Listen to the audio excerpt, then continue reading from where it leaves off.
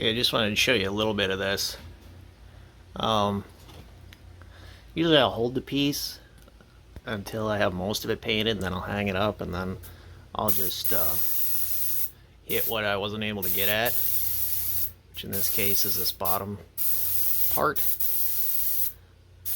And I just, spraying from about this far away. Here, I'll kind of show on the paper. It's not spraying a ton, but it's enough to cover well, and that way you don't have to worry about runs or drips.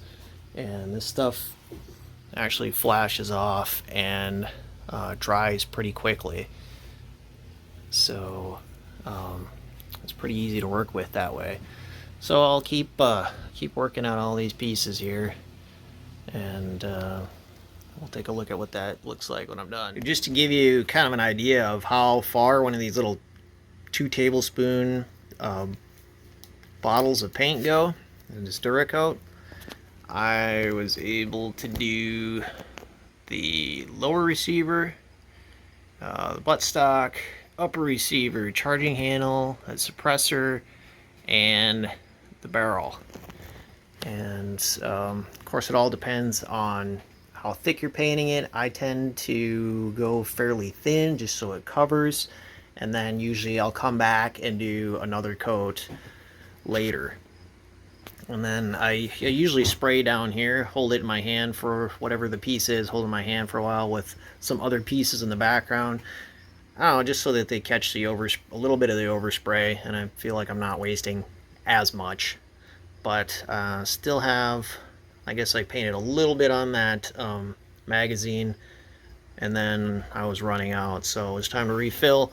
So I'm going to paint the rest of these pieces, and also the handguard I still need to do over there. That'll take quite a bit of paint, so I don't know if one more jar will do it, or I might have to do 1.5, but that's kind of where I'm at right now, so we'll see. It took another 2 tablespoon bottle to put a pretty good coat on the rest of the pieces, but I'm going to fill up another probably half bottle, and then spray everything just one more time just to get kind of a second coat on there.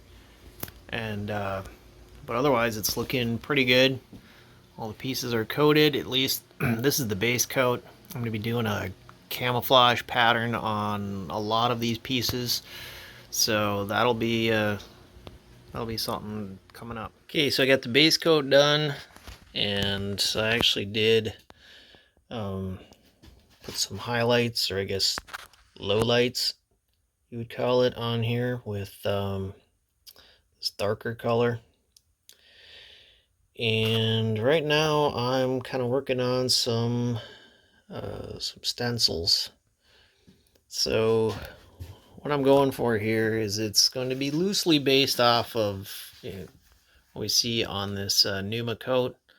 So trying to incorporate some of this stuff, kind of lightning bolt looking pattern, probably put in some of this hex looking stuff. I'm not going to quite get there, I don't think, or it's not going to be, exact match.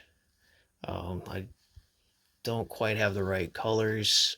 I would need some browns that have a little bit more yellow in them, I think. But it's going to be loosely based off of that. So you can see I'm putting on some of these lightning bolt, and I got to touch those up a little bit. I'll be working on some of the hex pattern in a couple of places, and I got some of this I forget where you buy it, somewhere online. It's adhesive back vinyl stencil, and you can get it in a number of different patterns. This is the hex thing. I had the same thing with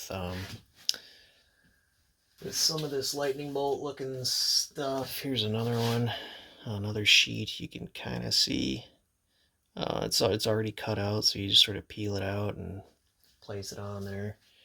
But it takes a lot of time. It's very tedious to get that stencil on there because you're not putting it on a flat surface in most cases. You can see on the other side here I got this a bigger one, and I'm going to do a couple more things here, and then I'm going to spray it with an even darker color. Let's see, where is it? That's this Tactical Dark Earth. I'm going to use that, and you can see this is a magazine that I had painted with that color earlier, and you can see it's quite a bit darker. So that's going to be hopefully my last color on here. And once I get that painted, I'm probably also going to do, you know, a few more highlights with that. Maybe some, maybe it was like some sponge work. But I'm going to do that, and we'll see what it looks like when it's done. So here we got the finished product. I don't actually have all the pieces for this rifle, so I wasn't able to completely put it back together. So I just sort of mocked some things up here with the handguard and barrel and the receiver set. But just wanted to kind of show what it turned out to be. Some of this stuff that I added here, just used a sponge, just kind of dabbed it on there. It actually turned out pretty good, I think. The stock, just did a couple of different things, trying to make it look sort of random, but not completely. And the scope, I had the power markings taped off. I'll probably put like a light mist over top of that, just to kind of mute that a little bit, this part here. But overall, that turned out pretty good, and all my taping worked great. I have nice clean lines on all the stuff that I didn't paint. Scope mount is not much too interesting there. The gas block, I just sort of coated, because that'll be underneath the handguard right here, so you're not going to see much of it anyway, so I didn't waste too much time on that. Same with the charging handle, you're not going to see most of that. So I just sort of gave it a base coat, and then kind of a dusting over the top with a darker color. Let's flip this thing around here. See what it looks like on the other side. Just kind of more of the same. That same kind of lightning-ish and hex pattern on this side, a couple of places, and then, you know, breaking it up with that sponge work in a few other places. But yeah, overall, turned out really nice, and I can't wait to see it all put together.